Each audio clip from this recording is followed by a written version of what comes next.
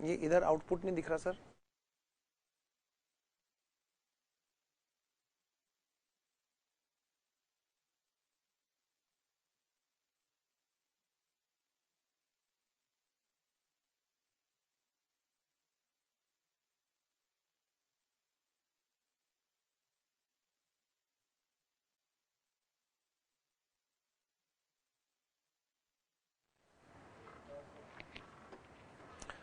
हाँ जी, good morning. कैसे हैं? कैसे हैं सारे बच्चे? सारे के सारे बच्चे अकाउंटिंग स्टैंडर्ड की जो क्लास देख रहे हैं, उन सबको पता है कि अभी कौन सी क्लास चल रही है अपनी? अकाउंटिंग स्टैंडर्ड 5 की क्लास चल रही है। अकाउंटिंग स्टैंडर्ड 5 में हमारा कौन सा फेज चल रहा है जी? आज अपना प्रैक्टिस का फेज है जी। लास्ट क्लास तक हमने जो की थी बात, अंडरस्टैंडिंग ऑफ अकाउंटिंग स्टैंडर्ड और legal provisions of accounting standard हमने कर ली थी। आज हम लोग बात करने जा रहे हैं जी प्रैक्टिस की, क्वेश्चंस की प्रैक्टिस की। चलिए जी शुरू करते हैं। तो सबसे पहले हम लोग जो प्रैक्टिस करेंगे, प्रैक्टिस में जो हमें क्वेश्चंस उठाने हैं वो कौन से उठाने हैं जी? सबसे पहले बेटे अपने इंस्टीट्यूट के क्वेश्चन स्टडी मेट निकालिए फटाफट सारे बच्चे।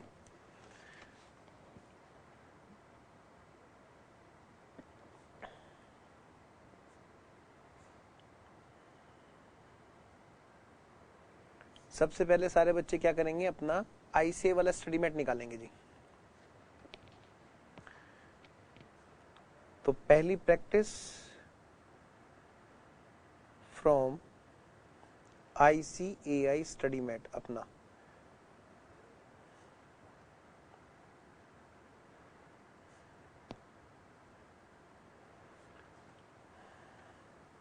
और इसके बाद में हम लोग बात करेंगे सारा का सारा स्कैनर। उन क्वेश्चंस को हम लोग क्लास में लिखेंगे भी और क्लास में ही उनको सॉल्व भी करेंगे जी। निकालो जी।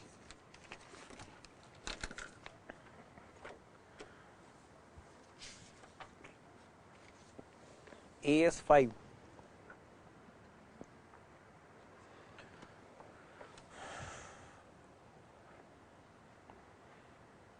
मेरा ख्याल है बच्चों ने खोल लिया होगा असाइनमेंट। AS5 के अंदर बेटे क्वेश्चन शुरू हो गए अपने। Illustration number 1, illustration number 1। तो पहले क्वेश्चन को पढ़ेंगे सारे बच्चे, मेरे साथ साथ सारे बच्चे क्या करेंगे? अभी क्वेश्चन को पढ़ेंगे।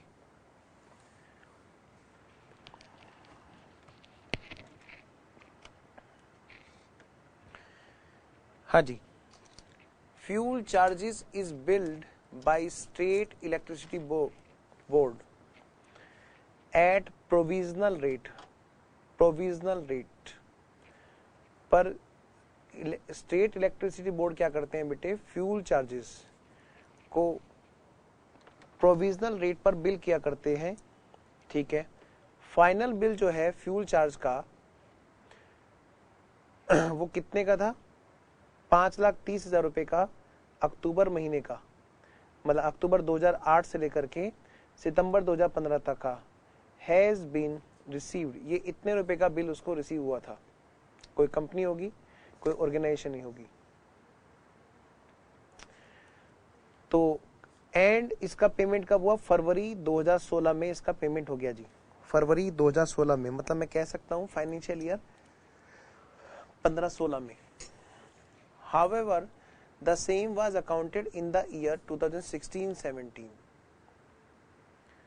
उसको कब अकाउंटिंग में लेके आए? 16-17 में। Comment on accounting treatment done in the sad cases. बेटे क्वेश्चन समझ में आया बच्चों को? अगर नहीं आया तो फटाफट से इसका एक ग्राफ बना लो, इस क्वेश्चन का ग्राफ बना लो। ये रहा जी, एक ईयर है 1/4/15 से लेकर के 31 मार्च 16 तक का ईयर है जी। ये ईयर है। इस ईयर में क्या हुआ? बिल रिसीव हुआ जी। स्टेट इलेक्ट्रिसिटी बोर्ड से फाइनल बिल रिसीव हुआ। ठीक है जी। कब रिसीव हुआ?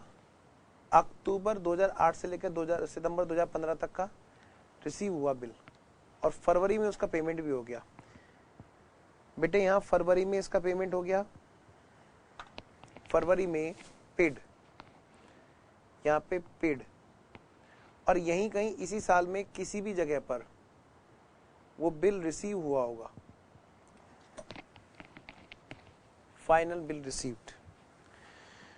तो अगर हम देखें गौर से तो बेटे जिस साल बिल रिसीव हुआ उसी साल उसका सारा का सारा हिसाब किताब फाइनल हो जाना चाहिए था, क्योंकि इससे पहले के जो बिल थे वो प्रोविजनल थे। प्रोविजनल मतलब अंदाजन बिल, हर साल बिजली का बिल आता होगा तो उसका अंदाजा के आधार पे बिल दिए जा रहे होंगे। तो ये कहते हैं कि जैसे इनकम टैक्स का असेसमेंट होता है ना, इनकम टैक्स का असेसमेंट होता है, पहले प्रोविजनल इनकम टैक्स लगता है, अंदाजन इनकम टैक्स, और अगले साल जाके वो फाइनल होता है। यहाँ पर 2008 से लेके 2015 तक का बिल जो अंदाजे के आधार पर, प्रोविजनल रेट के आधार पर बिल दिया जा रहा था। बच्चे सोच रहे होंगे सर हमारे घर में तो कोई अंदाजे से बिल नहीं आता। ये हो सकता है बेटे क्वेश्चन देखो पूरा एक सही सेंस में दिया नहीं है कि ये गवर्नमेंट के जो बोर्ड है, ये स्टेट इलेक्ट्रिसिटी बोर्ड, इसने हो सकता है किसी दूसरे बिजनेस ऑर्गेनाइजेशन को जो गवर्नमेंट के अंडर में होगा उस एस्टिमेशन बेसिस पे दिया होगा, या हो सकता है कंपनी को दिया हो, या हो सकता है किसी भी बड़े ऑर्गेनाइजेशन को दिया हो जहां पर ऐसी व्यवस्था हो कि प्रोविजनल बेसिस पर देने की हो। तो हमारा मुद्दा ये नहीं है, हमारा मुद्दा है अकाउंटिंग स्टैंडर्ड का क्वेश्चन है और क्वेश्चन हमारे सामने है। तो हमें ये नहीं देखना कि क्वेश्चन के अंदर क्या चीज गलत दी हुई है या क्या चीज पूरी नहीं दी हुई है। जी नहीं, हम एग्जाम में बैठे हैं, हर क्वेश्चन का आंसर एकदम सटीक देंगे और सही अजम्पशन के आधार पे। तो भाई बहुत सीधी सी बात है, बिजली वालों ने पहले अंदाजे के आधार पे बिल दिया था और फाइनली बता दिया कि भाई 2008 से लेके 2015 तक के जो हमने बिल आपको दिए हैं सितंबर तक के अंदाजे वाले, उनका बिल का सही फाइनल अमाउंट कितना है, 5,30,000 रुपए। ठीक है, तो जो कमती बढ़ती होगी, क्योंकि बेटे अंदाजे के हिसाब से बिल डाले गए होंगे, है ना, पेमेंट भी किया गया होगा, आज फाइनली पता चला एग्जैक्ट है कितना, तो कुछ कम या ज्यादा हो सकता है। तो जो भी ज्यादा या कम होगा उसकी अकाउंटिंग, उसका हिसाब किताब कब होना चाहिए था, आप खुद सोच के देखो। भाई 2015 में बिल आ रहा है फाइनल, तो यहीं पे होना चाहिए था हिसाब किताब। जो भी कम रह गया या ज्यादा है ना, तो वो सब हिसाब किताब यहीं पे होना चाहिए था। लेकिन क्वेश्चन ने क्या कहा, क्वेश्चन ने कहा how ever the same was accounted इन 16-17। ये जो 16-17 ईयर है, इस वाले ईयर में अकाउंटिंग हुई। अकाउंटिंग कहां पे हुई, यहां पे हुई। तो आपसे कह रहे हैं कि कमेंट करो इसके बारे में कि अकाउंटिंग ट्रीटमेंट जो यहां पे किया गया है इसके बारे में आप कुछ कमेंट कीजिए। तो बेटे बहुत सीधी सीधी सी बात है, सीधी सीधी सी बात है। ये पिछले साल होना चाहिए था, उसी साल होना चाहिए था, और ये इस साल हो गया है। इसका मतलब हो सकता है कि उनसे भूल हो गई हो, एरर हो गया हो, ओमिशन हो गया हो। ठीक है ना, तो हमें एग्जाम में क्वेश्चन मिल रहा है, क्वेश्चन हमसे ये कह रहा है कमेंट करो जी इसके ट्रीटमेंट पे। उसने नहीं बताया ये क्वेश्चन AS5 का है। हो सकता है दिमाग में AS4 का हो सकता है दिमाग में AS1 का हो सकता है, कोई भी बात हो सकती है। तो जरा समझने की जरूरत है यहाँ क्वेश्चन ने कहा क्या है और हमें पहचानना है अकाउंटिंग स्टैंडर्ड कौन सा है। कह रहे इसकी अकाउंटिंग इसमें हो गई, नया अप्रूवल की डेट दी है, ना यहाँ पर कुछ ऐसी बात दी है कि भाई हम इसको event occurring after the balance sheet माने। AS1 लग नहीं सकता, AS2 इन्वेंट्री वाला ये है नहीं, AS3 कैश फ्लो ये है नहीं, AS4 लग नहीं सकता क्योंकि यहाँ पे event occurring after the balance sheet date वाली बात पूरी नहीं है। ठीक है ना, बाकी के AS भी नहीं लग सकते। बेटे AS5 लग रहा है क्योंकि ये गलती हो गई थी, यहाँ पर होना चाहिए थी इसकी अकाउंटिंग को, और ये इस साल हो रही है। तो आपसे तो सिर्फ कमेंट मांगा है कि बताओ भाई इसकी अकाउंटिंग के बारे में आप कोई कमेंट दीजिए, कोई भी comment. How to present in exam, how to present in exam की कहानी तब शुरू होती है जब हमारा आंसर हमें पता हो। हमें हमारा आंसर पता होना चाहिए, सीधी सी बात है, तब हम उसको प्रेजेंटेशन वाइज दे सकते हैं। तो जरा देखो यहाँ पर गलती हो गई है, तो ये बात पक्की है कि AS5 की बात है, AS5 की बात है। जरा देखो क्या कहते हैं, सॉल्यूशन जो दे रखा है वो हम देखेंगे। सीधी सी बात है, हमारे अकॉर्डिंग AS5, अगर मैं एग्जाम में बैठा हूं इसका आंसर का प्रेजेंटेशन कर रहा हूं तो मैं क्या बोलूंगा, रॉन्ग ट्रीटमेंट। अगर मुझसे ट्रीटमेंट के बारे में पूछ रहा है, wrong treatment, sorry wrong treatment नहीं, सबसे पहले मैं लाइन दूंगा सच problem is related with accounting standard 5। ये अकाउंटिंग स्टैंडर्ड 5 से रिलेटेड प्रॉब्लम है। मैं इन वाले क्वेश्चन की प्रेजेंटेशन नहीं करके दिखा रहा हूं बेटे, जो स्टडी मेट के दिए उनके तो मैं क्वेश्चंस को आपको समझा रहा हूं। जो अलग से सारे के सारे क्वेश्चन उसमें ये भी कवर हो जाएंगे, मैं विद प्रेजेंटेशन लिख करके कराऊंगा, डोंट वरी। तो जरा समझो, सच problem is related with AS5, फिर मैं लिखूंगा as per AS5, as per accounting standard 5 क्या बात लगती है जो इस क्वेश्चन में लगी हुई है, वो कौन सा प्रोविजन है AS5 का जो लगता है। तो भाई साफ साफ पता है ये गलती है, एरर है, या तो भूल गए होंगे जान, मतलब जैसे भी गलती से एरर और ओमिशन है। तो जिसका पता हमें यहाँ पे चला होगा तो हमने यहाँ पे अकाउंटिंग कर दी होगी। तो ये बात बनी बेटे AS5 में प्रायर पीरियड आइटम की, प्रायर पीरियड आइटम की। क्या ये करंट ईयर की ऑर्डिनरी एक्टिविटी है? नहीं, नहीं है। क्या ये करंट ईयर की एक्सेप्शनल आइटम्स है? नहीं। क्या ये पॉलिसी का चेंज है? क्या ये एस्टिमेट का चेंज है? नहीं। ये सिर्फ प्रायर पीरियड आइटम है जो करंट ईयर में दिखाया गया है। सीधी सी बात है, पिछले पीरियड या उससे पिछले वाले पीरियड्स का कोई आइटम जो छूट गया था एरर और ओमिशन की वजह से, और करंट ईयर में उसको पकड़ लिया गया है, प्रायर पीरियड आइटम इसी को बोलते हैं। तो such problem is related with AS5, as per AS5 में प्रायर पीरियड आइटम किसको कहते हैं इस बात को लिख दूंगा।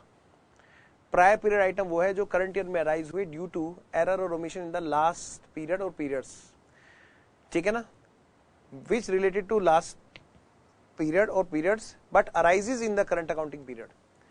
हेंस नाउ अब क्या करेंगे, अगले वाला हेडिंग चलेगा जी, इन द गिवन केस। इस वाले केस में भाई ये साफ साफ पता चल रहा है कि ये जो है इसको अकाउंटिंग लास्ट ईयर में हो जानी चाहिए थी लेकिन वहां पर नहीं हुई और करंट ईयर में हो रही है, तो इसका ये मतलब है कि वो वहां पर एरर्स है ओमिशन का, और इस वजह से प्रायर पीरियड आइटम की तरह हम इसको करंट ईयर के फाइनेंशियल स्टेटमेंट में दिखाएंगे, प्रॉफिट एंड लॉस में सेपरेटली दिखाएंगे जी, क्योंकि प्रायर पीरियड आइटम की तरह है, प्रायर पीरियड आइटम है। Conclusion, separate showing as prior period item in the current financial year 16-17। आइए जी जरा सॉल्यूशन पढ़ लें, इंस्टीट्यूट क्या कहता है जी। The final bill paid in February 2016 should have been accounted for in annual account of the company for the year ended 31 March 2016। ये कहते हैं कि भैया ये इस वाले ईयर में अकाउंटिंग होनी चाहिए थी। बात तो सही है, यही तो हम कह रहे हैं। हाउ एवर इट सीम्स, हालांकि ये लगता है कि that as a result of गलती वगैरह, एरर्स और omission in preparation of financial statement for the year ended, कि 31 मार्च 2016 वाले अकाउंट्स में गलती हुई है, ये ऐसा लगता है। This material change has arising in the current period, और करंट ईयर में ये चीज पता चली, ठीक है। Therefore it should be treated as prior period item as per AS5। यही बात तो हम कह रहे हैं जी, बस कि भाई AS5 के अकॉर्डिंग ये प्रायर पीरियड आइटम की तरह से होना चाहिए। एज पर AS5 क्या कहते हैं जी, प्रायर पीरियड आइटम, नॉर्मली इसमें वो चीज शामिल की जाती है जो net profit and loss of current period में एन अल्टरनेटिव। अच्छा ठीक है, यहां तक बात ओके है। फिर AS5 के बारे में बात बताई इन्होंने, फिर कह रहे हैं एक और काम हो सकता है इसका, क्या और क्या दूसरी क्या अकाउंटिंग हो सकती है भाई, दूसरी क्या अकाउंटिंग हो सकती है। An alternative approach is to show such items in the statement of profit and loss after determination of current net profit and loss. In either case, the objective is to indicate the such items or current year profit and loss. It may be mentioned that the expenses arising from the ordinary, although abnormal in amount or occurrence, such an expense does not qualify extraordinary item. For better understanding, the power bill is accounted for at provisional rate by state electricity board, and final adjustment therefore is made and when filling अच्छा ठीक है, may be mentioned as accounting policy। नहीं जी, आप सीधे सीधे ध्यान रखो बेटा, इतनी सारी लैंग्वेज इसमें लिख रखी है, कुछ नहीं बात घूम गई है, आप सीधा सीधा आंसर पे आओ, अल्टरनेटिव पे मत आओ, ठीक है। सीधा सीधा आंसर देना, कोई नंबर नहीं कटने वाले। क्या एज पर AS5 ये प्रायर पीरियड आइटम है जी, बस सीधी सी बात है, और हम इसको सेपरेटली डिस्क्लोज करेंगे करंट ईयर के फाइनेंशियल स्टेटमेंट में, क्योंकि ये लास्ट ईयर की गलती है जो करंट ईयर में पता चली, और कोई रीजन है ही नहीं जी कि वहां पर ये अगले पीरियड में चला जाए। ठीक है, आइए हम चलते हैं अब इलस्ट्रेशन नंबर 2 पर। इलस्ट्रेशन नंबर 2, इलस्ट्रेशन नंबर 2 में पहला पार्ट क्या है जी? ड्यूरिंग द 16-17 फाइनेंशियल ईयर एक कंपनी है जिसने company wrote down its inventory to realisable value. कह रहे हैं कि अपने इन्वेंट्री की वैल्यू को वो 5 लाख तक की नेट रियलाइजेबल वैल्यू ना वो घटा रहे हैं अपने इन्वेंट्री को 5 लाख रुपए से। हो सकता है उसकी कॉस्ट हो 25 लाख और वो उसको 20 लाख की एनआरवी पे दिखाना चाहते हो, तो क्या कह रहे हैं कि जी 5 लाख रुपए से घटा रही है।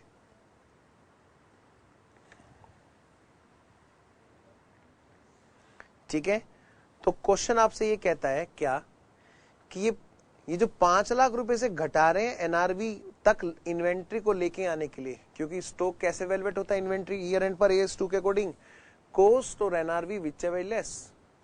तो ये कह रहे हैं कि ये इसको दिखाना चाहते हैं कहां पर, एनआरवी पे, तो उसके पर्पज से इन्होंने घटाया है। किससे घटाया है? कह रहे 5 लाख रुपए से घटाया है।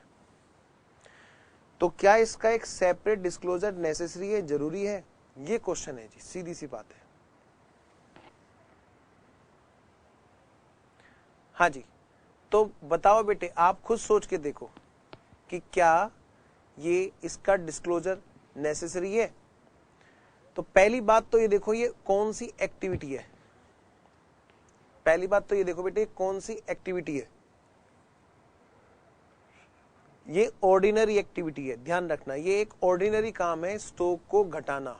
किस स्टॉक को घटाना? कॉस्ट और एनआरवी विच एवर लेस, जो दोनों में से कम है उस पर दिखाना, ये एक ऑर्डिनरी काम है जी। अब सवाल आगे क्या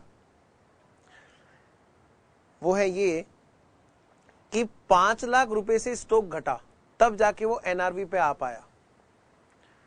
तो क्या ये सेपरेटली दिखाने वाली बात है? ये कहना चाहते हैं कि 5 लाख रुपए से घटाया, क्या ये सेपरेटली नहीं दिखाना चाहिए? तो जरा ध्यान देना, सीधी सी बात है, 5 लाख रुपए से घटाना स्टॉक को, इस पे क्वेश्चन है। पहली बात, ये ऑर्डिनरी एक्टिविटी है, यस है। क्या ये सेपरेट शोइंग है? क्या ये सेपरेट शोइंग है? तो ऑर्डिनरी एक्टिविटी तभी सेपरेट शोइंग होती है जब उसमें कोई स्पेशल बात होती है, जब वो समझ लो नेचर या अमाउंट में कोई एक्स्ट्रा ऑर्डिनरी बात हो जाती है। एक्स्ट्रा ऑर्डिनरी मतलब जो ऑर्डिनरी तो है लेकिन उसका नेचर थोड़ा स्पेशल बन गया, एबनॉर्मल नहीं, वो अमाउंट में या साइज में या नेचर में वो एक्स्ट्रा ऑर्डिनरी बन जाती है, तब हम उसको सेपरेट दिखाते हैं। तो अब 5 लाख रुपए की अमाउंट हो सकता है बेटे बड़े, अब हो सकता है किसी के लिए मेटेरियल हो और किसी के लिए इमेटेरियल हो, मेटेरियल ना हो, किसी के लिए मेटेरियल हो और किसी के लिए ना हो। तो ये डिपेंड करेगा इस बात के ऊपर कि किसके लिए वो मेटेरियल है।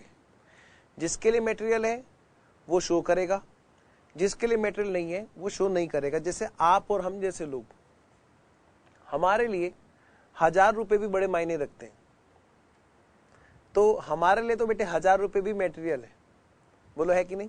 धीरू भाई अंबानी जैसे बड़े लोग, जो आज खैर दुनिया में नहीं है, लेकिन जो मुकेश अंबानी है, ये बड़े बड़े लोग है ना, रिलायंस है या टाटा है, बिरला है, टाटा बिरला और बड़े बड़े ऑर्गेनाइजेशन, ऐसे ऑर्गेनाइजेशन के लिए 1000 रुपए क्या मायने है? कुछ भी नहीं। धूल भी जड़ेगी तो भी करोड़ों, उनके लिए कोई मायने नहीं रखते। तो ऐसी ऑर्गेनाइजेशन जिनके लिए ये मायने नहीं रखते 5 लाख रुपए का घटना, तो ऐसी ऑर्गेनाइजेशन को तो सेपरेट दिखाने का मतलब नहीं। वो कहते 5 लाख क्या 5 करोड़ तक हमारे लिए कोई मायने नहीं है, उनके लिए मटेरियल नहीं है। लेकिन हम जैसों के लिए या कोई मिडिल क्लास ऑर्गेनाइजेशन के लिए, उनके लिए 5 लाख की अमाउंट मटेरियल है। तो जिन ऑर्गेनाइजेशन के लिए मटेरियल है वो सेपरेटली दिखाएंगे जी, और जिनके लिए मटेरियल नहीं है वो नहीं दिखाएंगे, सीधी सी बात है। आइए इसी बात को जरा पढ़े। अब इंस्टीट्यूट ने क्या आंसर दिया है। although the case under consideration does not relate to, कह रहे हैं ये एक्स्ट्रा ऑर्डिनरी आइटम नहीं है, बिल्कुल सही, लेकिन ऑर्डिनरी का जो नेचर और अमाउंट होता है, नेचर और amount of such item may be relevant to the users of financial statement. अच्छा, मतलब ये रिलेवेंट हो सकता है किसके लिए, मेटेरियलिटी के लिए। तो एज पर AS5 क्या कर सकते हैं, व्हेन आइटम्स ऑफ इनकम और एक्सपेंस, कह रहे फिर AS5 की बात बता रहे, जो ऑर्डिनरी एक्टिविटी है और वो अगर इस साइज या नेचर की है या इस तरह की है, their disclosure is relevant to explain, तो क्या कहते हैं, तो amount should be shown separately. तो ये सर्कमस्टांसिस के ऊपर जाकर के देखना होगा, ये डिपेंड करेगा कि बिजनेस टू बिजनेस, कि भाई वो डिस्क्लोज करें सेपरेटली या ना करें। सर हम एग्जाम में बैठे हो, हम क्या लिखें, किसको सेपरेटली दिखाओ या ना सेपरेटली दिखाओ, क्या लिखें हम एग्जाम में। मैंने कहा वहां पे सबसे पहले आप लिखोगे such problem is related with AS5, such problem is related with AS5। Now what, as per AS5 कि आल्दो ऑर्डिनरी एक्टिविटीज से आया हुआ आइटम और आइटम ऑफ इनकम और एक्सपेंस सेपरेटली डिस्क्लोज नहीं किया जाता, लेकिन अगर वो थोड़ा सा मेटेरियल साइज या मेटेरियल नेचर का होता है ना, तो उसको हमें सेपरेटली दिखाना होता है एज पर AS5। फिर इन द गिवन केस, अब इस वाले केस में 5 लाख की अमाउंट है जो जिससे कि नेट रियलाइजेबल वैल्यू पर लाने के लिए स्टॉक को घटाया गया है। तो हम यहाँ पे ये नहीं लिखेंगे कि इसको दिखाओ, हम यहाँ पे ये नहीं लिखेंगे कि इसको मत दिखाओ, हम यहाँ पे लिखेंगे कि it depends on the organisation, it depends on the organisation whether such amount is material for that। अगर ये उसके लिए material है, in that case these amount are to be shown separately। इस केस में हम लोग इस अमाउंट को सेपरेटली दिखाएंगे जी। However, तुरंत वहां पर दूसरा आंसर भी हमें देके आना है। Hence, however, if such amount is not material for the organization, then there is no requirement to show separately। कि अगर ये मटेरियल नहीं है उसके ऑर्गेनाइजेशन के लिए, तो उस केस में क्या करेंगे, हम लोग उसको सेपरेटली नहीं दिखाएंगे। और यहाँ पर कोई कंक्लूजन नहीं देके आएंगे, क्योंकि इंस्टीट्यूट ने हमें बताया नहीं है कि ऑर्गेनाइजेशन कैसी है, उसके लिए मटेरियल है या नहीं। ठीक है जी, चलिए जी नेक्स्ट। एक company sign an agreement, second part, with employ union on 1/9/2016, ये तो हमने किया था शायद क्लास में, for revision of wages with retrospective effect 30/9/15। This would cost additional liability, कहते हैं लेबर यूनियन के साथ में एग्रीमेंट किया था 1/9/2016 को। मतलब ये कि ईयर खत्म हो चुका है, ईयर हमारा खत्म हो चुका है 1/4/15 31 मार्च 16। जो नेक्स्ट ईयर चल रहा है, कह रहे हैं यहां पर 1/9/16 को एग्रीमेंट किया। एग्रीमेंट किस बात का, कि पुरानी जगह से यहां से सैलरी को रिवाइज कर रहे हैं जी हम लोग। तो क्वेश्चन ये है कि यहाँ की जो एडिशनल अमाउंट है, एक्स्ट्रा अमाउंट निकल के आई है कितने रुपए, 5 लाख रुपए पर एनम। तो बताओ जी, इसको हमें सेपरेटली दिखाना है या नहीं, दिखाना है या नहीं, ये क्वेश्चन है जी। तो आइए जी जरा बात करते हैं। देखो जी, ये जो अमाउंट है 5 लाख रुपए पर एनम, फिर से वही बात आ गई यहां पर। It is given the revision of wages took place on 1 September 2016 with retrospectively, इसलिए वेजेस जो पेबल है कैन नोट टेक इन, उसको हम एरर और ओमिशन तो मान नहीं सकते, गलती तो मान नहीं सकते, क्योंकि यहां पर कोई गलत कैलकुलेशन नहीं हुई थी कि हम उसको PPI का नाम दे दे, प्रायर पीरियड आइटम का नाम दे दे, ऐसा नहीं हो सकता। ठीक है, अच्छा एडिशनल जो लायबिलिटी आ रही है कितना, 7.5 लाख, ये तो 5 लाख है।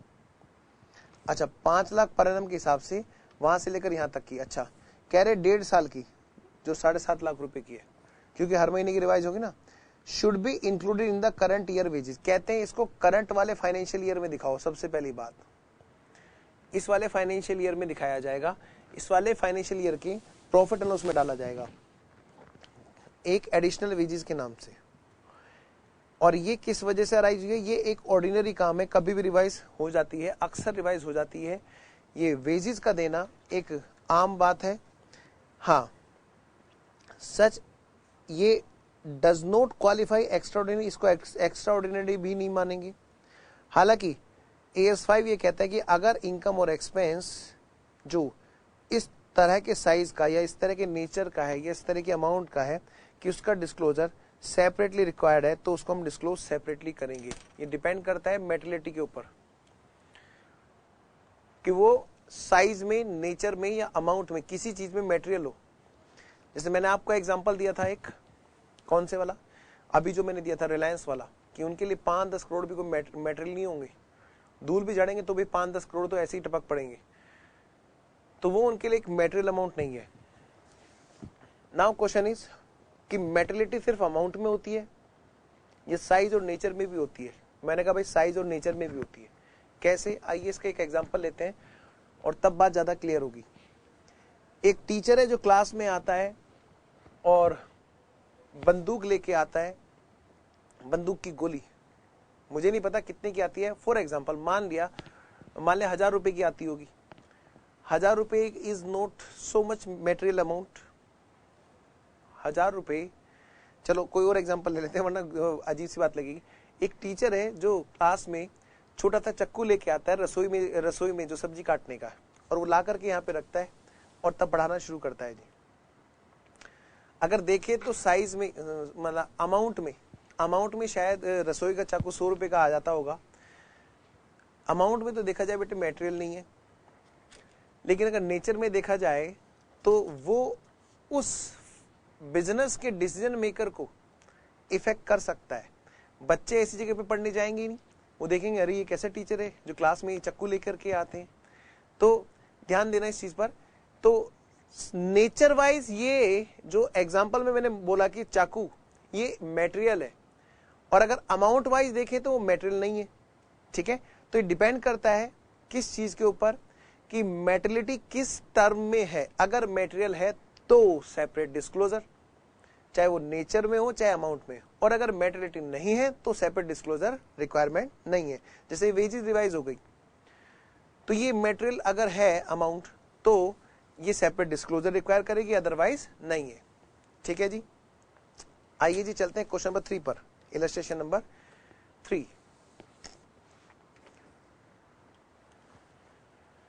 हाँ जी, यहां पे क्या हुआ, the company finds N inventory sheet. Company को पता चला एक इन्वेंट्री शीट थी जो 31 मार्च 2016 की, डिड नॉट इंक्लूड 2 पेजेस, उसमें 2 पेज शामिल नहीं थे,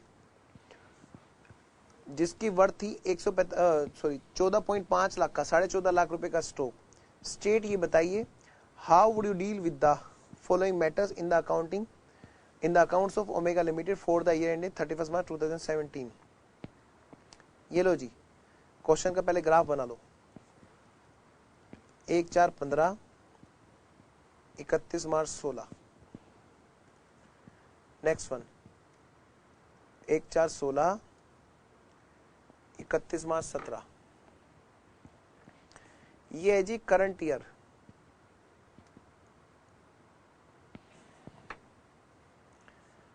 और ये बेटे बैलेंस शीट की डेट है। यहां पे कोई स्टॉक था जी, क्लोजिंग का स्टॉक, उसमें 2 पेज नहीं थे, 2 पेज कम थे, 2 पेज कम थे, यानी उस स्टॉक की वैल्यू कम थी, उस स्टॉक को कम आंका गया था, कम कैलकुलेट किया गया था। लेकिन ये पता कब चला? ये पता चला जी करंट ईयर में। तो ये कहते हैं कि ये जो करंट वाला ईयर है 16-17 में, आप इस बात को कैसे दिखाओगे अकाउंट्स में? तो सीधी सी बात है, आपको सबको पता है मैं क्या कहना चाह रहा हूं बेटे, ये प्रायर पीरियड आइटम बनेगा। क्योंकि प्रायर पीरियड आइटम कौन से होते हैं? जो पिछले ईयर या ईयर्स से बिलोंग करते हैं और गलती की वजह से वहां पर नहीं अकाउंट फॉर हो पाए और करंट ईयर में पता चल रहे हैं। जो पिछले वाले या उससे पिछले वाले अकाउंटिंग पीरियड से रिलेट करते हैं, और उन वाले अकाउंटिंग पीरियड में गलती हो गई थी, एरर और ओमिशन हो गया था, और तब जाकर, और तब उसकी वजह से ये करंट ईयर में पता चल रहे हैं, तब वो प्रायर पीरियड आइटम होता है। ये एक ऐसी गलती है, स्टॉक गलत हो गया था, जो करंट ईयर में पता चला, तो ये प्रायर पीरियड आइटम की तरह से करंट ईयर में शो किया जाएगा। Question number 4। क्वेश्चन नंबर 4 के 2 पार्ट हैं जी, और दोनों के दोनों पार्ट जो है ना बड़े अच्छे हैं, यहां पर ध्यान देना। क्वेश्चन आपसे पूछ रहा है, whether following will constitute a change in accounting policy और note as per AS 5। Question आपसे ये पूछ रहा है, क्या ये जो बात हम लिख रहे हैं यहां पर, ये अकाउंटिंग पॉलिसी का चेंज होता है या अकाउंटिंग एस्टिमेट का चेंज होता है? सर ये कहाँ पूछा अकाउंटिंग एस्टिमेट का चेंज? नहीं, मैंने पढ़ रखा है क्वेश्चन, मैं इसलिए आपको बता रहा हूँ। ये जो चेंज है बेटे अकाउंटिंग में कैलकुलेशंस के चेंज है, कैलकुलेशन करने का तरीका बदल गया है यहाँ पर बस खाली। और क्या, जैसे डेप्रिशन लगाए कि ना लगाए, पॉलिसी है कि नहीं है, तो उसका कैलकुलेशन का तरीका बस इन्होंने बदल दिया। जरा देखो जरा, introduction of a formal retirement gratuity scheme by the employer in place of ad hoc ex gratia payments to employees on retirement। कहते एम्प्लॉय को दिया जाता था पहले पेमेंट रिटायरमेंट के टाइम पर अपनी मर्जी से, अपनी मर्जी से दिया जाता था, कितना भी दे देते थे। अब उसके बजाय एक जो ग्रेच्युटी स्कीम है वो इंट्रोड्यूस कराई गई, जिसके तहत एक रूल के तहत वो पेमेंट दिया जाएगा। तो नाउ क्वेश्चन इज कि ये पॉलिसी का चेंज है या नहीं? आंसर इज बेटे ये पॉलिसी का चेंज नहीं है, क्योंकि यहां पर बस अमाउंट को निकालने का तरीका बदल गया है। पेमेंट अभी भी रिटायरमेंट के लिए है, पेमेंट पहले भी रिटायरमेंट के लिए था, अभी भी रिटायरमेंट के लिए है, बस उसका अमाउंट का तरीका बदल गया है।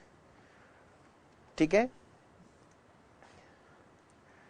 Note A change of accounting policy, बस इंस्टीट्यूट ने इतना बताया, लेकिन है क्या ये नहीं बताया।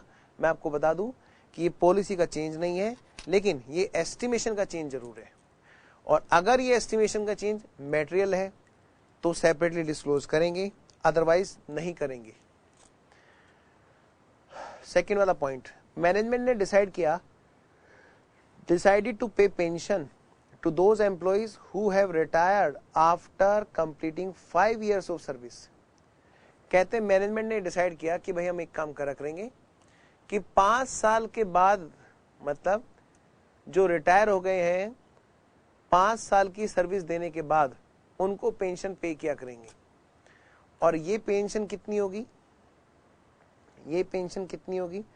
सच employees will get pension 20,000 rupees per month. उनको 20,000 रुपये पर मंथ की पेंशन मिल रहेगी। आधे बच्चे खुश हो रहे होंगे, काश ऐसा हो जाए, कहीं पे भी 5 साल की सर्विस करें और घर बैठे आराम से खाएं। फिर दूसरी जगह 5 साल की सर्विस कर लो, फिर 20,000 वहां से आ रहे, 20,000 वहां से आ रहे, 4-5 जगह कर लो 20-25 साल, बस 1 लाख रुपए महीना अपना घर बैठे बैठे पेंशन खाए। ज्यादा दिमाग लगाने की जरूरत नहीं है, काम की बात सुनो।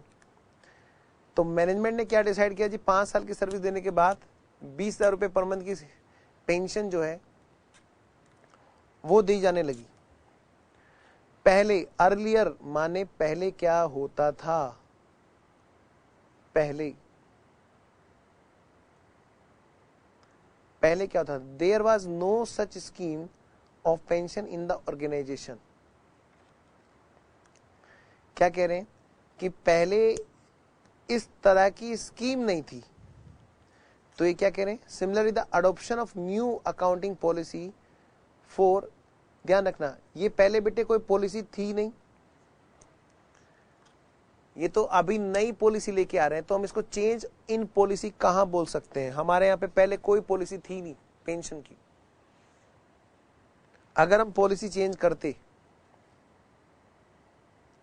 यहां पे कोई पॉलिसी थी नहीं, यहां पे तो कहते हैं अभी पॉलिसी लेके आए, तो ये चेंज इन पॉलिसी नहीं माना जाएगा। आइए जी, तो ये थे हमारे स्टडी मैट के क्वेश्चन। अब हम करेंगे अपने स्कैनर और पास्ट ईयर, मतलब स्कैनर के क्वेश्चंस और इधर उधर सारे क्वेश्चंस।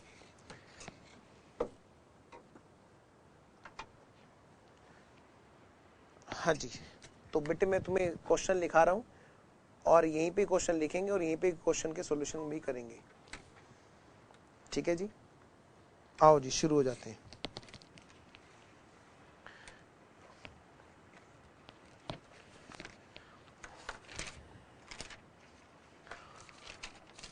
ये क्वेश्चंस कहाँ से हैं, इस चीज पे दिमाग लगाने के बजाय इनके सॉल्यूशन पे दिमाग लगाना बेटे। बहुत अच्छे अच्छे क्वेश्चंस हैं लेकिन सारे स्कैनर के पास के क्वेश्चंस हैं।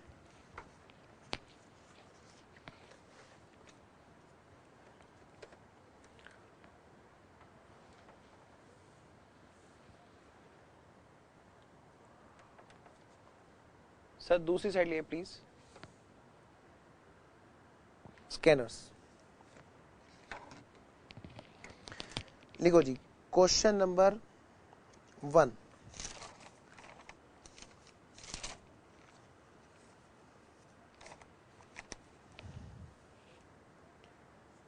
कुछ कुछ क्वेश्चंस पे मैं ईयर डाल दूंगा 2009 नवंबर।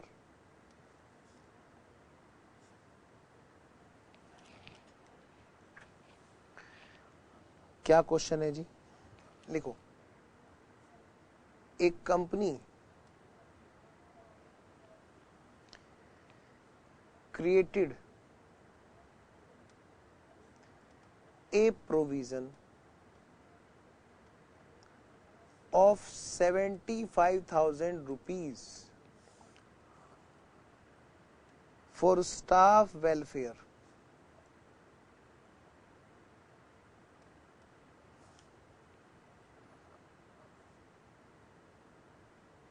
while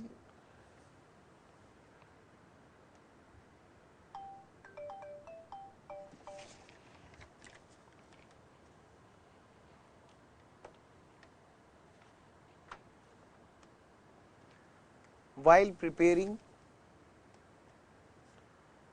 the financial statement of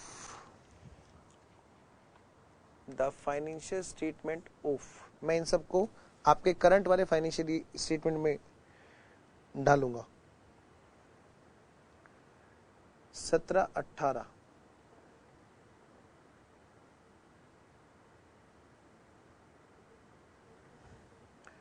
full stop. On 31st March 2018 in a meeting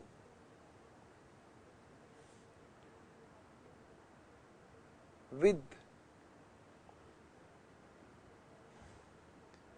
staff welfare association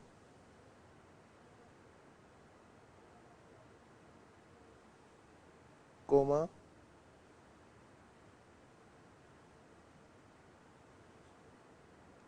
it was decided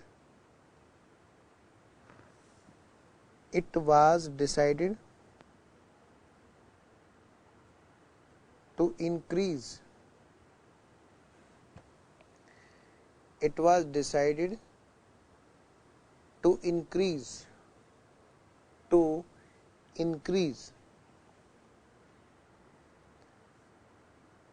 the amount of provisions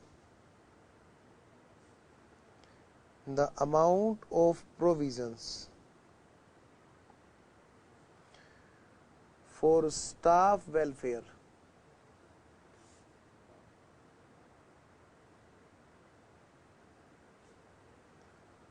up to rupees 1 lakh।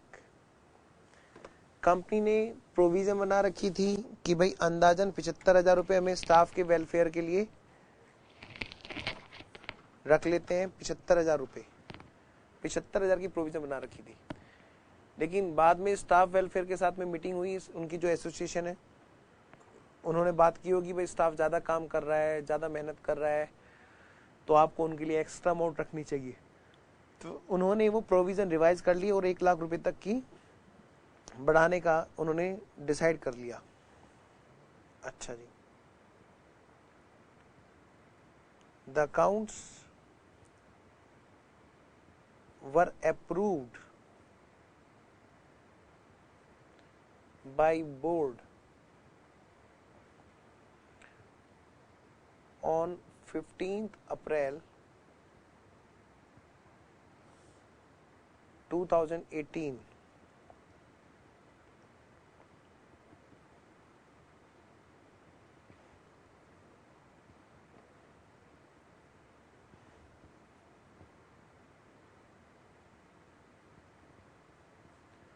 हाँ जी, क्वेश्चन कह रहा है explain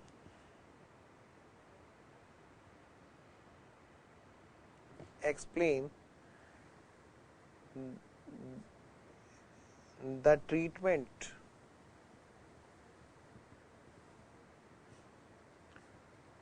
of such revision in the financial statement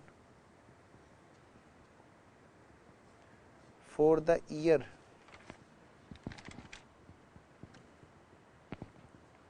ये question है जी। Question आपसे ये कह रहा है कि भैया बहुत सीधी सी बात है, एक कंपनी है उसने 75,000 का प्रोविजन बना रखा है और अब वो प्रोविजन 75,000 से बढ़ा करके 1 लाख तक कर देना है, 1 लाख तक कर देना है। कह रहे इसका ट्रीटमेंट बता दो। बेटे बहुत अच्छा क्वेश्चन है, मेरी नजरों में बेस्ट क्वेश्चन है, one of the best question. मैं इसको थोड़ा सा ग्राफ बना करके समझाना चाहूंगा।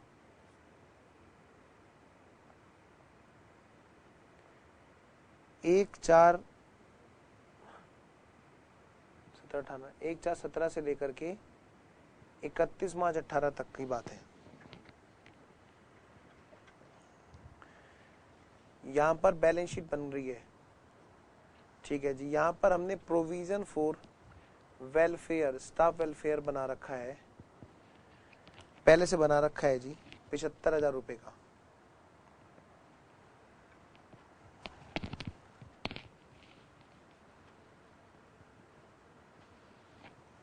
और मीटिंग कब हुई जी? मीटिंग यहीं पर इसी डेट पर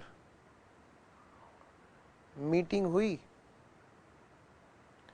और उसमें डिसाइड हुआ, डिसाइडेड कि ये जो स्टाफ वेलफेयर का प्रोविजन है, प्रोविजन फॉर वेलफेयर, कि इसको बढ़ा करके 1 लाख करेंगे। नेक्स्ट ईयर है हमारा 1/4/18 से लेकर के 31 मार्च 19। कह रहे यहाँ पे अकाउंट्स अप्रूवल की डेट, अकाउंट जो हुए अप्रूव हुए, कब हुए जी अकाउंट्स अप्रूव? ये कह रहे जी 15 अप्रैल को हुए, 15 अप्रैल, और मीटिंग इससे पहले पहले हो चुकी थी। मीटिंग इससे पहले पहले एडजस्ट हो चुकी थी। नाउ क्वेश्चन इज ट्रीटमेंट बताइए, ट्रीटमेंट बताइए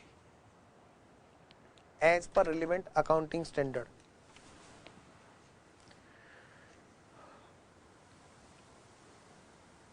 बेटे कोई बनाना चाहेगा इसका आंसर? प्लीज एक बार ट्राई करो आप, बहुत ही अच्छा क्वेश्चन है, प्लीज ट्राई कीजिए आप लोग। मैं 1 मिनट में आया।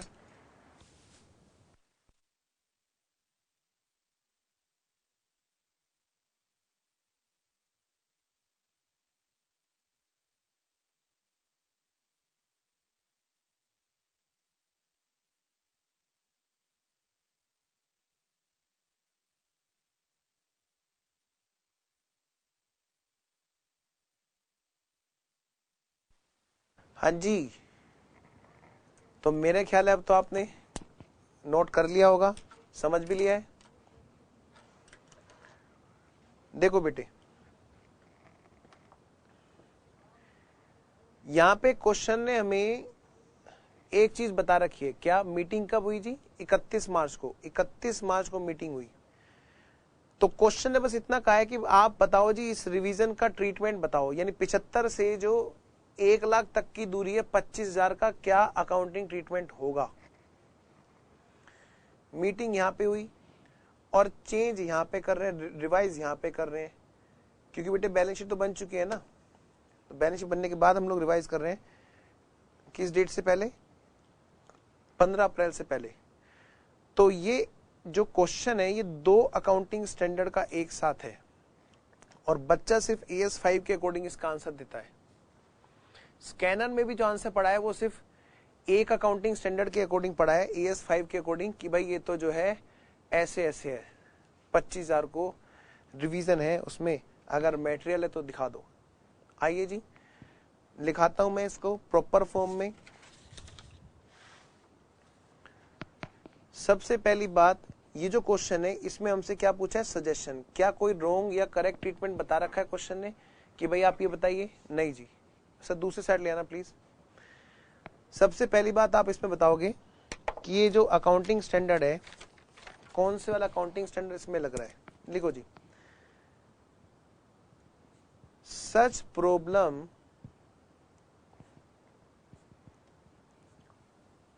is related with accounting standard 4 and accounting standard 5.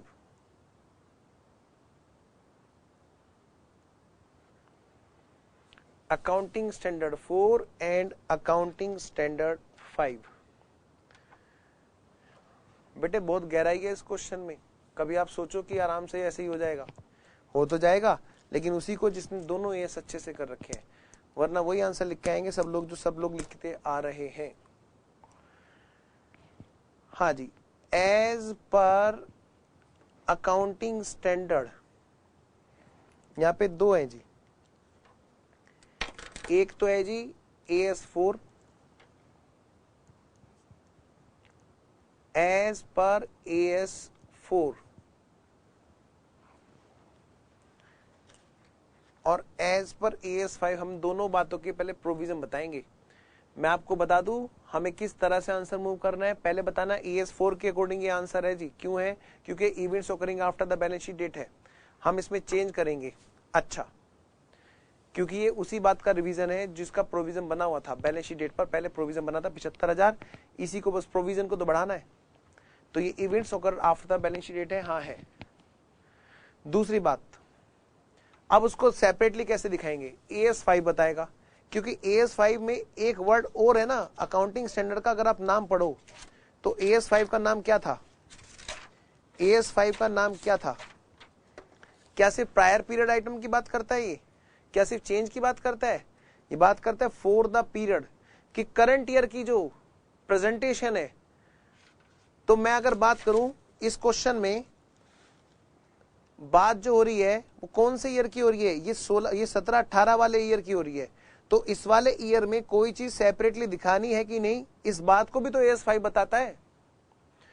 बच्चा क्या करता है, प्रैक्टिस करते करते सोचता है कि यहीं पे बात होगी बस AS5 की। अरे बेटे, इस ईयर में भी AS5 लगता है, इस ईयर में भी AS5 लगता है, यहां पर भी सेपरेट प्रेजेंटेशन वाली चीजें होती हैं और वो AS5 सिखाता है। तो यहां पर दोनों बातें लग रही हैं, AS4 भी और AS5 भी। पहले AS4 का प्रोविजन लिखेंगे जी। एज पर अकाउंटिंग स्टैंडर्ड 4, कौन सी बात यहां पे लग रही है जी? Event occurred after balance sheet date is adjusted, हम उसको एडजस्ट कर देंगे in the financial statement if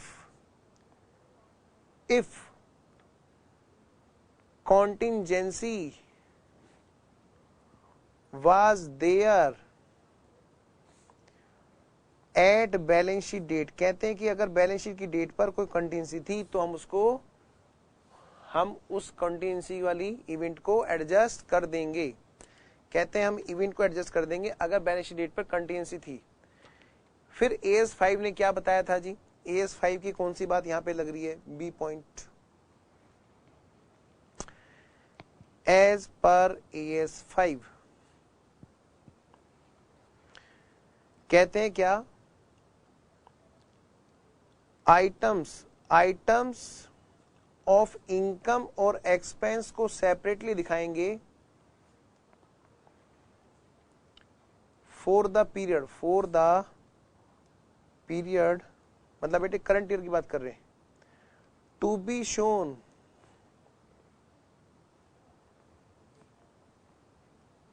separately कह रहे हैं सेपरेटली दिखा देंगे हम करंट ईयर के प्रॉफिट एंड लॉस में कुछ आइटम्स को सेपरेटली दिखाते हैं। कब? इफ, इस क्वेश्चन में जो बात लग रही है उसको लिखना है। If such item is material and also shown separately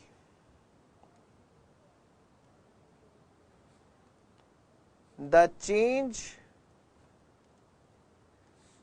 in accounting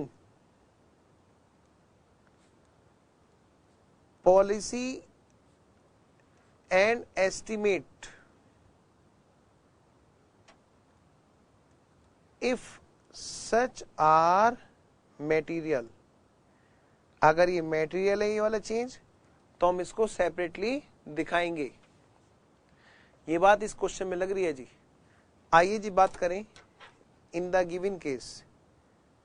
in the given case बेटे साथ साथ नोट करते रहना वरना आपको क्लास फास्ट लगेगी। वो बच्चे जो आराम से बैठे हैं काम नहीं कर रहे हैं उनको क्लास बहुत स्लो लगेगी। वो बच्चे जो बातें कर करके काम कर रहे हैं उनको क्लास फास्ट लगेगी। जो बच्चे पूरा ध्यान रखेंगे उनको पता है कि टाइमिंग एकदम सेट लेके चल रहा हूं मैं, नोटिंग के हिसाब की, समझने के हिसाब की। तो AS4 और AS5 वाली कौन कौन सी बातें यहां पे लग रही है जी हमने बताया। सबसे पहले तो हम AS4 वाली बात को करते हैं। हेयर जो बैलेंस शीट डेट के बाद में रिवीजन हुई है ना, किस चीज की? प्रोविजन की। Here provision to be revised after balance sheet date up to ₹1 lakh is an event occurred after balance sheet date। कह रहे हैं ये एक इवेंट है जो occurred हुई है after balance sheet date and because पहले से प्रोविजन थी, because already provision of ₹75,000 was there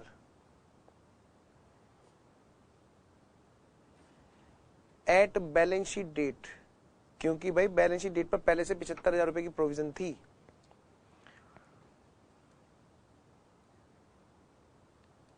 for such, इसके लिए, फॉर सच इसके लिए, हैंस वी कैन से, इसलिए हम लोग बोल सकते हैं क्या क्या that contingency was there at balance sheet date। इसलिए हम कह सकते हैं कि बैलेंस शीट डेट पर कॉन्टिजेंसी थी। So provision is to be adjusted. पहली बात तो जी ये, अब मैं रुक गया, पहले आप इसको नोट कर लो अच्छे से, कुछ बच्चे नोट कर रहे होंगे, उनके बाद ही मैं बी वाली बात लिखूंगा, दूसरी बात जो AS5 वाली।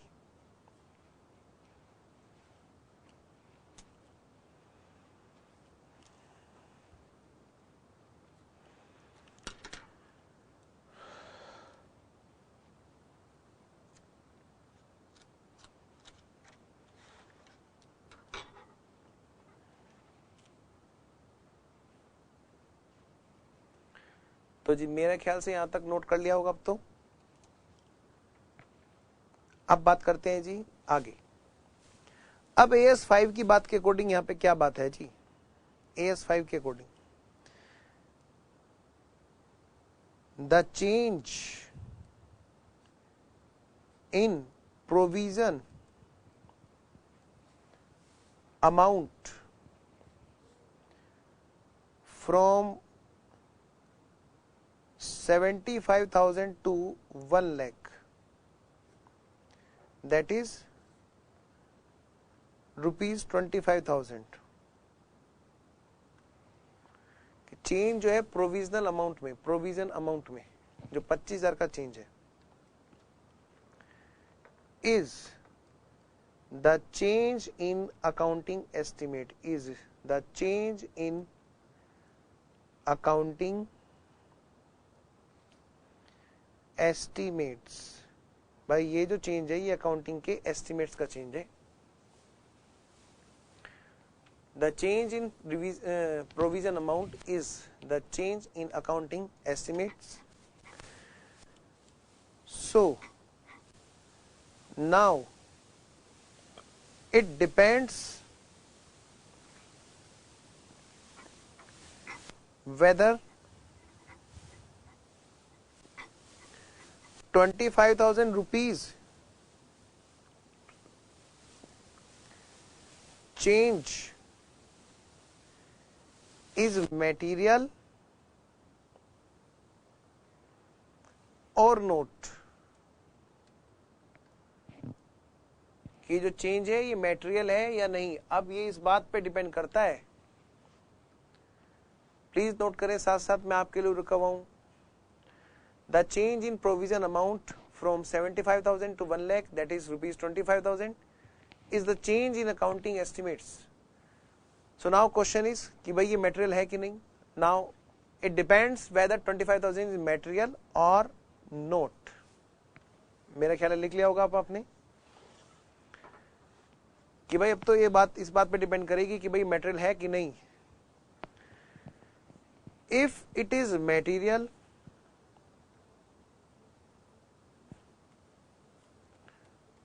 फॉर द ऑर्गेनाइजेशन, सर दूसरी साइड लिए please, then it is to be disclosed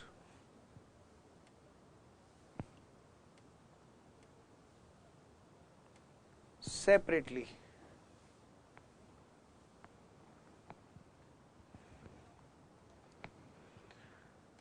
Otherwise not to show, not to be shown।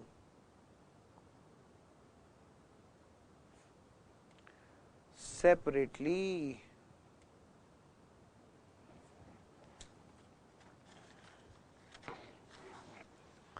ऐसे क्वेश्चन में बेटे कंक्लूजन नहीं देते, क्योंकि कंक्लूजन वहां देते हैं जहां क्वेश्चन ने सारी बात बता रखी है।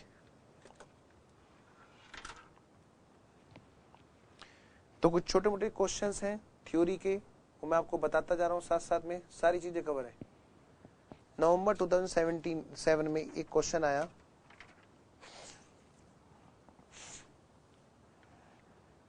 नवंबर 2007 में क्वेश्चन आया, ये थ्योरी का क्वेश्चन था। मैं इसको लिखाऊंगा नहीं क्लास में, डोंट वरी। क्या क्वेश्चन था? व्हाट इज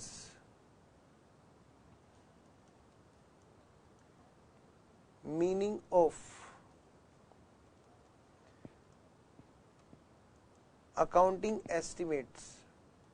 जो मैंने आपको लिखा रखा है बेटे एएस के अंदर, वही यहां पे लिखना है। कहते गिव 2 एग्जांपल्स, गिव 2 एग्जांपल्स। इसका आंसर बेटे सेम है जो मैंने एएस में लिखाया, same as written in AS, वो मैंने विद प्रेजेंटेशन लिखवा रखा, डोंट वरी।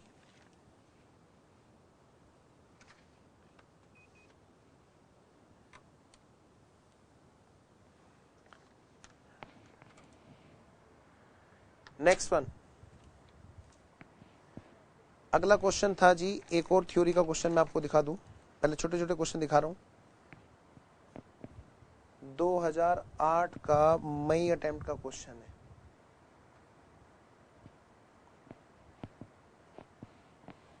प्लीज इनको लिखते चलो।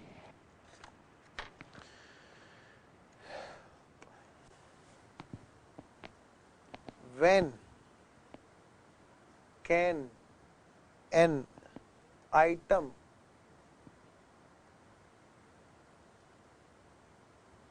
qualify to be a prior period item। कब हम किसी आइटम को बोल सकते हैं कि वो हमारा प्रायर पीरियड आइटम है? तो जो मैंने वहां पे लिखवा रखा है ना आपको एएस के अंदर प्रायर पीरियड आइटम के बारे में, वही लिखना है। यह है क्वेश्चन नंबर 2, यह है क्वेश्चन नंबर 3।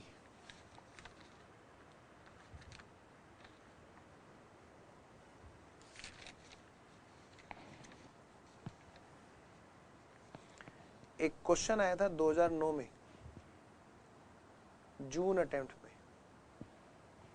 समझ गए ना, एग्जाम मई के बजाय जून में हुए होंगे, एक आध महीना लेट। वो भी थ्योरी का क्वेश्चन था।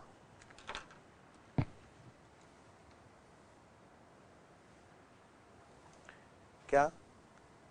Explain the provisions of AS5 regarding the accounting treatment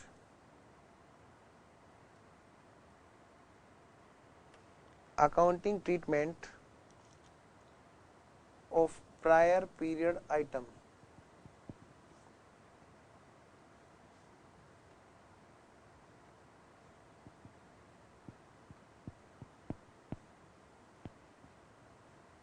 जो मैंने एएस के अंदर लिखा रखा है प्रायर पीरियड आइटम क्या है और उसका क्या ट्रीटमेंट, वो पूरा लिखना है।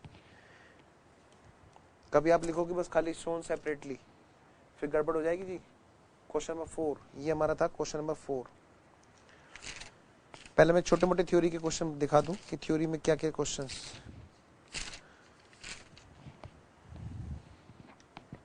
पहले थ्योरी टाइप के क्वेश्चन छोटे छोटे।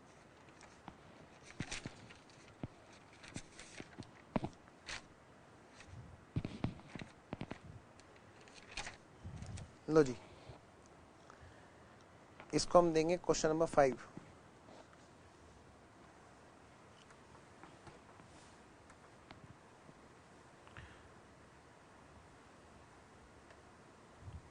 क्वेश्चन नंबर 5 ये था जी नवंबर 2012 का। क्या क्वेश्चन था? गिव 2 examples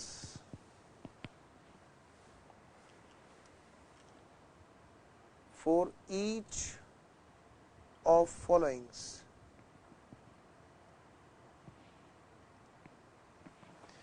इन के लिए आपको दो दो एग्जाम्पल लेने हैं।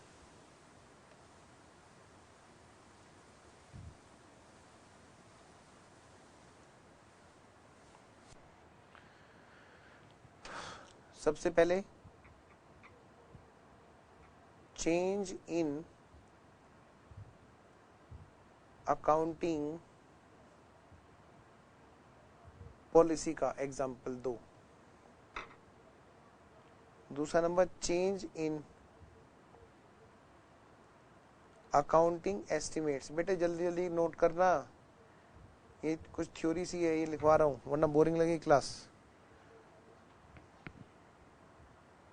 एक्स्ट्रा ऑर्डिनरी आइटम का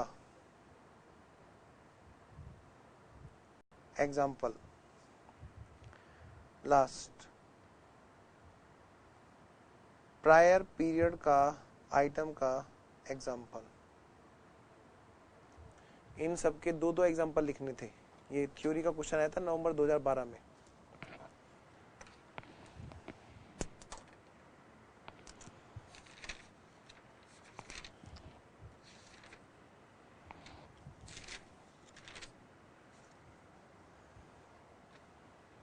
शुरू करें जी। आओ जब न्यूमेरिकल की बात करते हैं।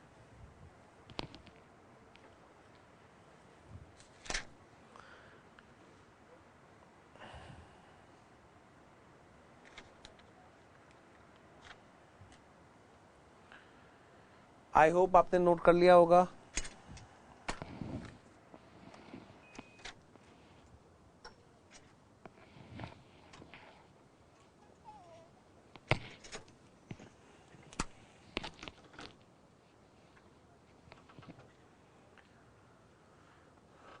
शुरू करें, अब तो नोट कर ही लिया होगा। आइए जी, question number 6।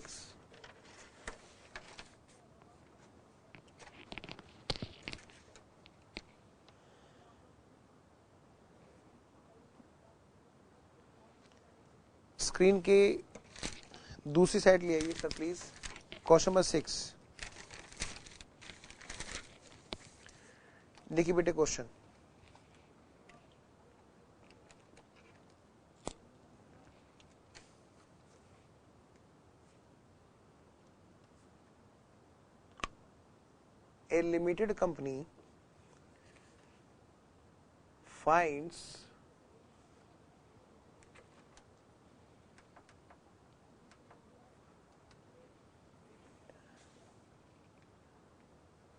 a limited company finds that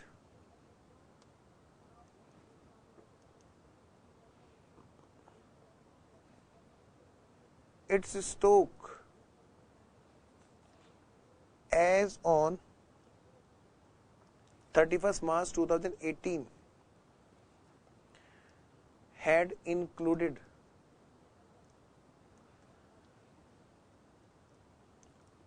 twice an item of costing ₹20,000। कह रहे 20,000 रुपए की कॉस्ट का एक आइटम 2 बार इंक्लूड कर दिया गया है जी स्टॉक में। 31 मार्च 2018 को जो बैलेंस शीट बन रही है उसके अंदर, ठीक है, 20,000 रुपए की कॉस्ट का एक आइटम 2 बार इंक्लूड कर दिया गया। आपसे क्वेश्चन पूछ रहा है, suggest how this error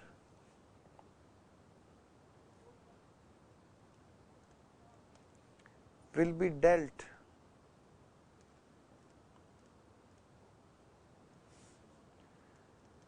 in the accounts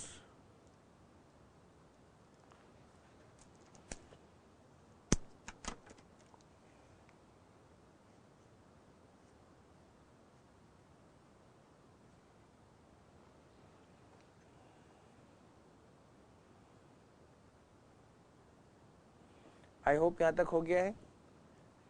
अब इसका बेटे आंसर सीधी सी बात है, इसको ग्राफ वाइज समझना है तो आप ग्राफ में समझ सकते हैं। ये एक ईयर है जो 1/4/17 से लेकर के बेटे 31 मार्च 18 तक गया।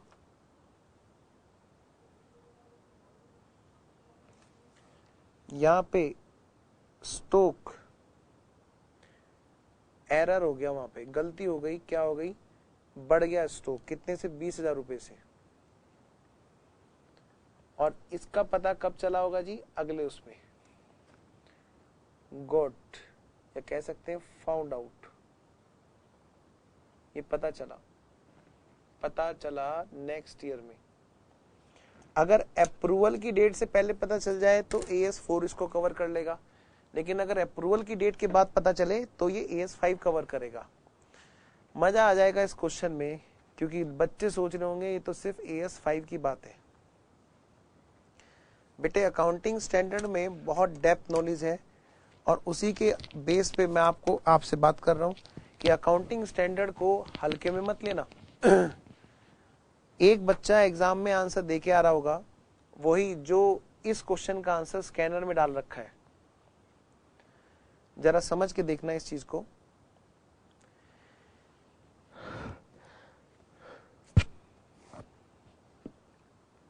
प्लीज एक बार करेक्ट करें इसको।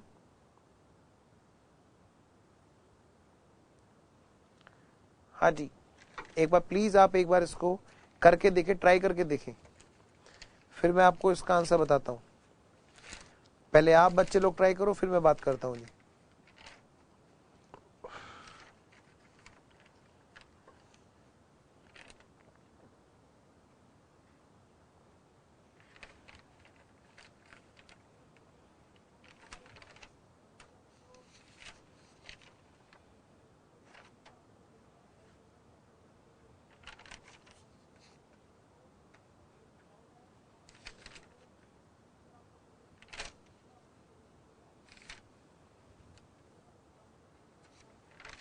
बेटे प्लीज बनाए, एक बार ट्राई करें।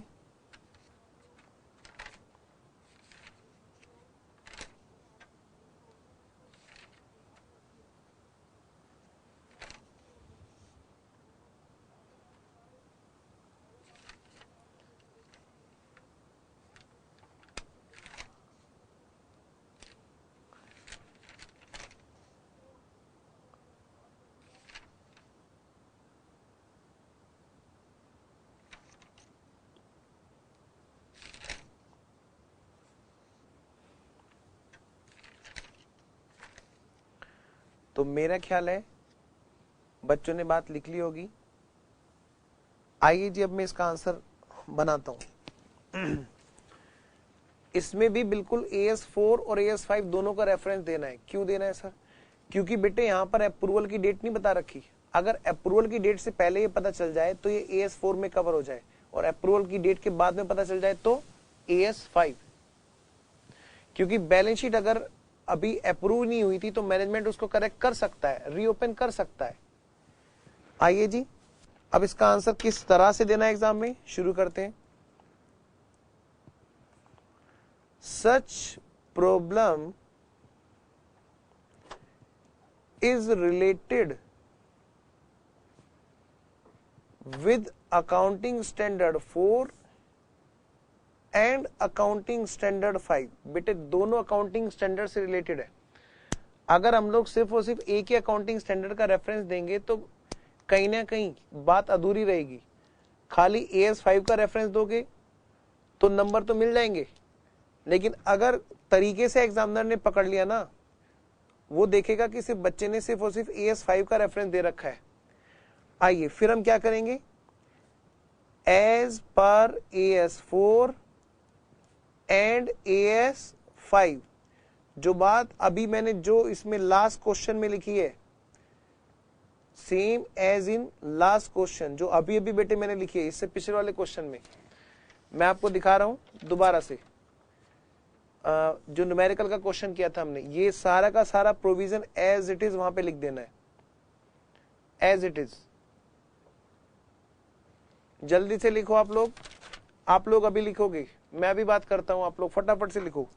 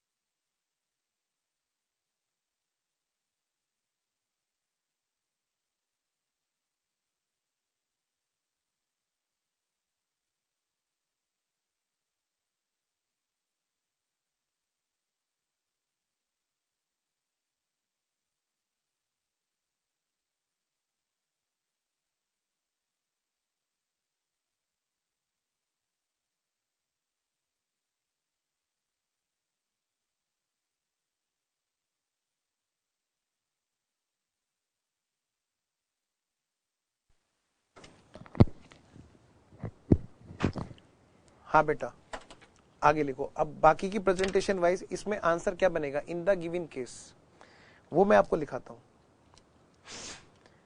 इन द गिवन केस, अब इस वाले केस में हम AS4 लगाएंगे या AS5 लगाएंगे। इस वाले केस में सर, इस वाले केस में तो एक ही केस लग सकता है, या तो AS4 या AS5। आप कैसे दोनों का रेफरेंस दे रहे हैं? मैंने कहा देखो बेटे, हम तो दोनों AS का प्रोविजन बना देंगे कि भाई देखो अप्रूवल की डेट से पहले पता चला तो AS4 लगेगा, और अप्रूवल की डेट के बाद में पता चला तो AS5 लगेगा। ठीक है, इन द गिवन केस लिखो यहां पे, since it was not clear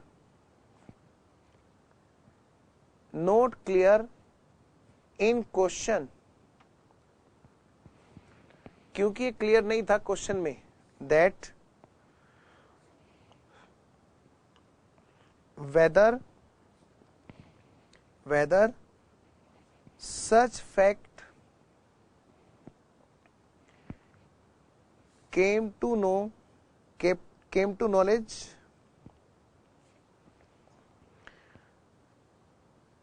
before or after the approval of account,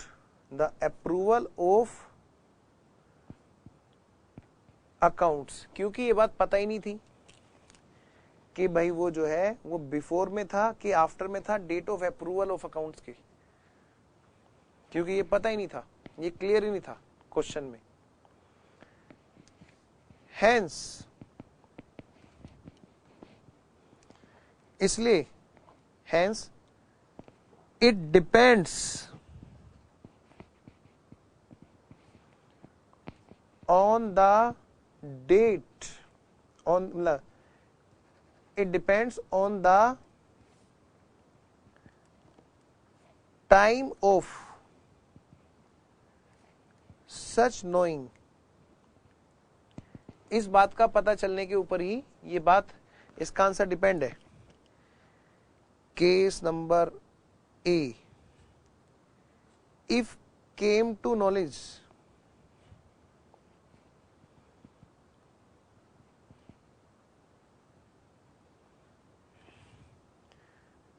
before approval of accounts,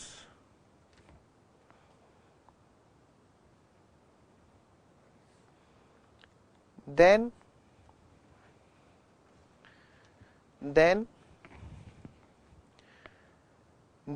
it becomes an adjusting event,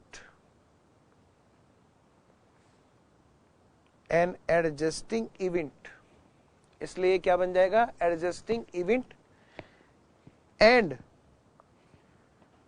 to be adjusted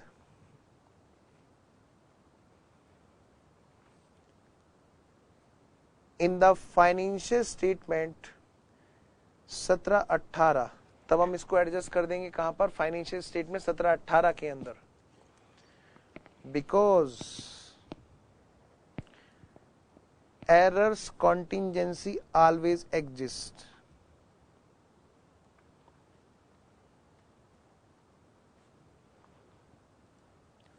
at balance sheet date, क्योंकि भाई गलतियों की संभावना हमेशा बनी रहती है बैलेंस शीट डेट पे। कौन कहता है गलतियों की संभावना नहीं होती? बिल्कुल होती है। जो बोलते हैं नहीं होती बेटे वो झूठ बोलते हैं, गलत।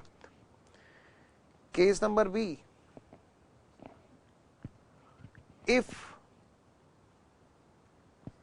came to knowledge, अगर ये बात पता चली,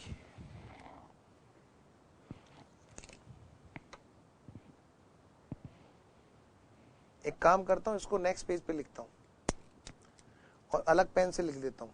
ठीक है, ये पेन थोड़ा खत्म हो गया, नेक्स्ट पेज पे लिखता हूं, प्लीज आप इसको नोट कर लीजिए।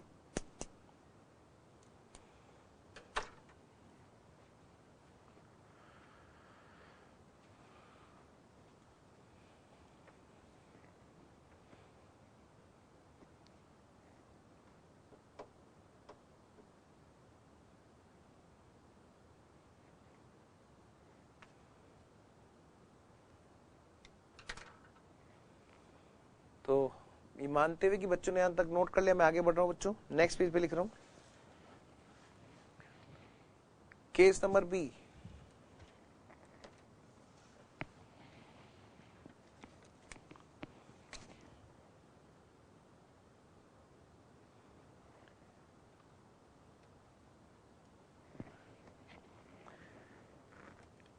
if such fact came to knowledge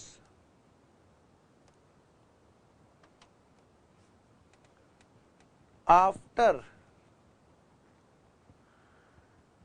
approval of accounts, then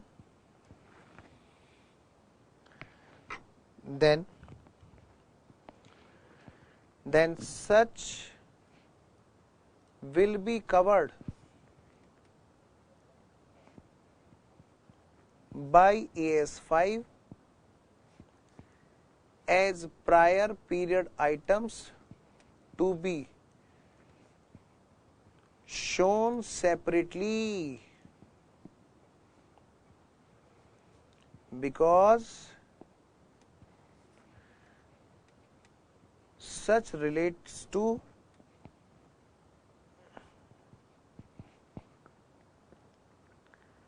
last year and due to errors or omission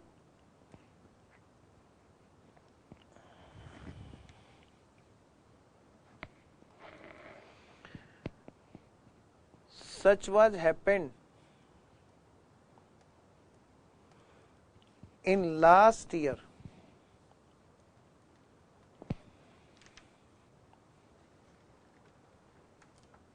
sir मुझे दूसरी साइड ले जाओ प्लीज।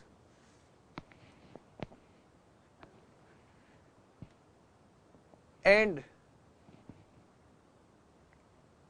केम टू नॉलेज,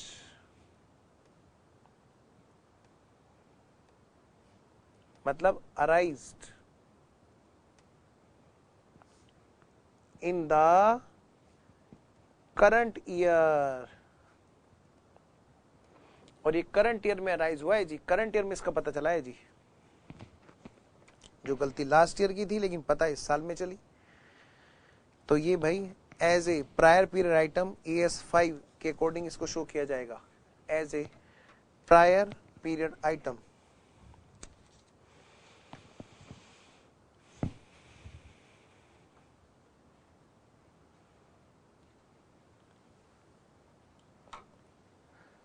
एक इसी तरह का क्वेश्चन है और उसका सेम आंसर बनेगा, मैं आंसर नहीं दिखाऊंगा क्योंकि सेम आंसर वहां पर कॉपी पेस्ट होना है as it is everything. Question number 7, मैं सिर्फ क्वेश्चन लिखा रहा हूं, सेम आंसर बेटे यहां पर आएगा।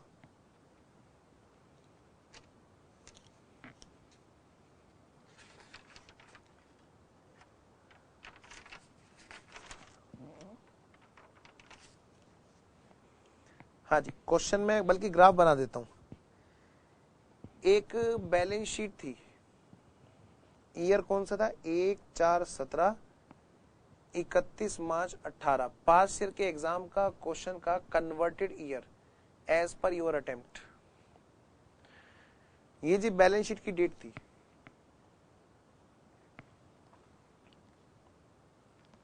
कह रहे यहां पर जो स्टॉक था ना, स्टॉक, हाँ जी, उसमें नहीं था शामिल, 25 लाख कम था, काउंट ही नहीं हुआ। इसमें 25 लाख का स्टॉक काउंट करना भूल गए थे, जो यहां पर पता चला, फाउंड। अब बताओ जी इसका क्या ट्रीटमेंट होगा। तो भाई इसका आंसर सेम होगा, सेम एज क्वेश्चन नंबर 6। बेटे स्कैनर में इसका आंसर जो दे रखा है वो सिर्फ एक ही AS बता रखा है, AS5 बता रखा है। हम लोग इसका आंसर दोनों AS के अकॉर्डिंग बात करेंगे, क्योंकि यहाँ पे हमें क्वेश्चन ने डेट नहीं बता रखी। अगर क्वेश्चन हमें डेट बता दे कि ये कब पता चला और वो डेट अप्रूवल से पहले हो तो हम सिर्फ AS4 देंगे, और वो डेट अगर अप्रूवल के बाद में हो तो हम सिर्फ AS5 देंगे। ठीक है जी।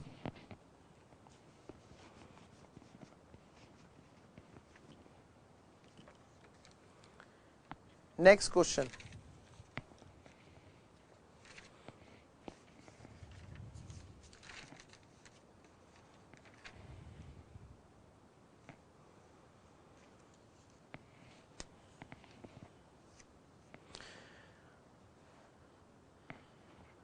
Next question. अब जो क्वेश्चन मैं लिखने जा रहा हूं वो भी कुछ इसी तरह का क्वेश्चन है, बिल्कुल इसी तरह का, बस वहां पर फिगर कुछ अलग थी और क्वेश्चन ने कोई स्पेसिफिक रिक्वायरमेंट दे दी थी। क्वेश्चन नंबर 8, ये क्वेश्चन है जी नवंबर 2008 का। इस क्वेश्चन को ध्यान से पढ़ना क्योंकि मैं सेम क्वेश्चन यहां पे नोट करने जा रहा हूं। क्वेश्चन नंबर 8, क्या क्वेश्चन है जी? सेम जो हमने ऊपर ग्राफ बनाया, बिल्कुल यही क्वेश्चन था, बस ईयर में चेंज कर रहा हूं। 1/4/17, 31 मार्च 18 जो आपके एग्जाम में आएगा। ये बेटे बैलेंस शीट की डेट है। कह रहे यहां पे जो स्टॉक था ना, स्टॉक, हाँ जी, कह रहे इसमें 2 पेज जोड़ना भूल गए थे, जो अभी हमने पहले किया था क्वेश्चन, उसी तरह का क्वेश्चन, और उसमें 20 लाख रुपए का स्टॉक कम था, नहीं जोड़ रखा था 20 लाख, और ये यहां पर पता चला। अब आप कहोगे सर इसमें और उसमें क्या डिफरेंस है? मैंने कहा एक लाइन और इस क्वेश्चन में लिखी थी जब ये एग्जाम में आया था। लिखा था give answer as per AS5, कि आप AS5 के अकॉर्डिंग आंसर बताइए। इसका साफ साफ ये मतलब होता है कि इस एरर का पता, इस गलती का पता कि ये 20 लाख रुपए का स्टॉक कम है, इस गलती का पता बैलेंस शीट के अप्रूवल के, अकाउंट्स के अप्रूवल से पहले पहले नहीं पता चला, इसका बाद में पता चला होगा, वरना पहले पता होता तो AS4 में कवर हो जाता। यहां पर क्वेश्चन ने बोल दिया AS5 के अकॉर्डिंग आंसर दीजिए। इसका मतलब ये अपने आप में पूरी बात सिर्फ एक AS के रेफरेंस में बात चलेगी। तो AS5 के अकॉर्डिंग ये कौन सा आंसर होगा बेटे? प्रायर पीरियड आइटम का। तो यहाँ पे हम वही वाली बात लिखेंगे कि भाई ये प्रायर पीरियड आइटम है, और प्रायर पीरियड आइटम के अकॉर्डिंग हमें इसको सेपरेट शो करना है। किसमें? करंट ईयर 18-19 में। करंट वाला ईयर कौन सा कहलाएगा इसके लिए? 18-19।